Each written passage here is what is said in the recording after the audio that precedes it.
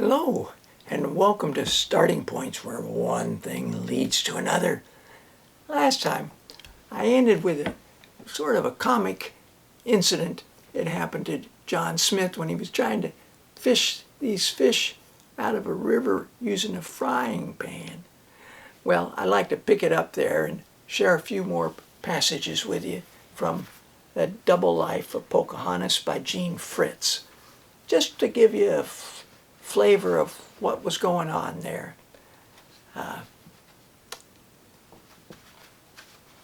Then John began spearing fish with his sword. This worked better. He would have done even better, however, if he'd left the fish alone. He was pulling a flatfish with a long tail off his spear when suddenly the fish, a stingray, flipped its tail around and plunged it deep into John's wrist. The poison in the sting was so powerful that within a few hours, John's hand, arm, and shoulder were so swollen, and he was in such pain that no one thought he would live. Carried ashore, he showed his friends the spot where he wanted to be buried and told them to start digging. It was maddening, of course, that one fish could do what the Indians and the Turks and even Radcliffe and Archer, the people in charge of the colony, had failed to do. John was a lucky fellow. In the end, the fish failed too. By night, the swelling was down. John Smith ate the stingray for supper and named the land Stingray Al, known today as Stingray Point. I don't think he was in any condition to go and explore around it to find out whether it was actually a point or an owl. John returned from his explorations on September 7, 1608. Now I wonder why they make a big thing out about that. And as usual found trouble in Jamestown. This time President Radcliffe had been acting up, taking food out of the storehouse so he could eat in style, ordering the settlers to build him a palace in the woods, acting like a king. Finally, the council had arrested him for mutiny, and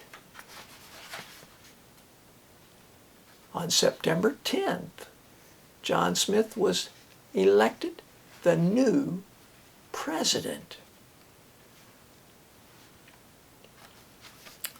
Well, John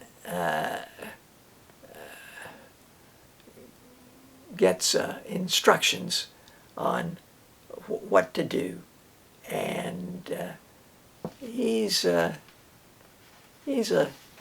little bit upset by things that are suggested that the colony do. The main thing is to be able to feed themselves. Now, he sends his map back to the London Company, and he blames them for the troubles that the Jamestown's having. How could people in London know, John asked, what instructions to give a country they'd never seen?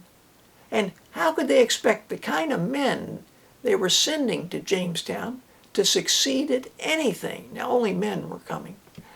The company kept sending gentlemen who would not work, laborers without skills, runaways, and condemned men. So, boys, he gave them a little piece of his mind. Well, it was very frustrating for him. Well, I think he's probably being honest. They may not have read it with quite the same vehemence that I put into it there, but there he was. Now, when John returned to Jamestown, he'd been away briefly. He found himself suddenly in sole charge of the settlement, the only surviving member of the council. In his absence, all the other members had been drowned when their skiff had turned over, which meant that John's word was the law. He'd brought back corn and deer suet so that there was enough food in the storehouse to last until harvest, if they were careful. and they would be careful. From now on, John said, no one would eat who didn't work. For 3 months, the settlers did work, and they did eat. Then it wasn't the Indians that stopped them from eating. It was the rats. English rats. There was no such thing as an American rat. They'd come off English ships, settled down, multiplied, and invaded the storehouse. They'd eaten all the corn that the English had been counting on, and it was only April. What were we to do? The settlers asked. Starve again? No, John said. They were going to divide into small groups and live off the land just the way the Indians did when they ran short of food. Some would go down the river where there was plenty of oysters. Some to Point Comfort where the fishing was good. Some upriver near the falls, and some would stay with friendly Indians. The settlers didn't think very much of the scheme, but they did eat, just as John had said they would. Well, John runs into a problem, and the whole colony runs into a problem. John's problem is brought on by an accident. He was tired of having to deal with Archer and Radcliffe. They were back again, and his body was tired, and he was tired of people, of their mutinies, their complaints, their difficulties among themselves, their everlasting unreasonableness. Indeed, it was easier to deal with the Indians than with his own people. On his return trip, he lay down on the bottom of his boat to take a nap. As usual, the bag in which he kept his gunpowder hung from his waist, lying on his hip. Suddenly, a spark, perhaps from someone's pipe, lighted on the bag, and it burst into flames. John jumped into the water, but the fire had already burned the flesh off a 10-inch square of his body. He was so severely burned, he had to be saved from drowning, and at Jamestown, he had to be carried ashore. Well, there's an attempt made on his life. Radcliffe hires a man to shoot John in his sleep, but the man lost his nerve at the last minute.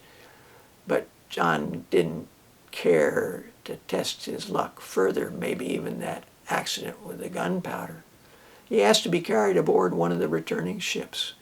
He wasn't going to quit the New World. He'd been there for 3 years. He loved the New World. Too much to quit, but he was going to take a rest from it. Well, once the word gets out, the Indians made sure that he was out of the way. They descended on Jamestown. No Captain Smith to stop them now. Nothing to be afraid of. Well, they'd tried to stop him before, but he'd always outsmarted them. They'd get rid of the whole colony, starve the settlers out, kill their hogs, murder anyone caught outside the fort, steal their guns. So that year became known as the starving time. Imprisoned inside their fort, the settlers suffered more hunger, more sickness than they ever had. More people died. Captain Archer was one of them. And more were killed. Once, 40 men, lured up the river by the promise of corn, allowed themselves to become separated from each other, and all were killed. Well, by the end of the winter, the settlers had eaten what few horses they had, including their hides, all their dogs, and every mouse and rat that they could catch. Some settlers ran away to live with any Indians who would take them. Out of a population of 500 it had reached, in the spring of 1610, only 60 men, women, and children were left. Now, a few years after Gene's book was published, Scott Odell picked up on this theme too, and he picked up mostly on this dysfunctional characters that came, and 3 ships were coming out to bring supplies, got blown away, ended up in the Bermuda after their ship had wrecked, patched the ship, get back, but they do the same things that had been going on before, you know. It was touch and go everywhere. Twists and turns and the unexpected. Well,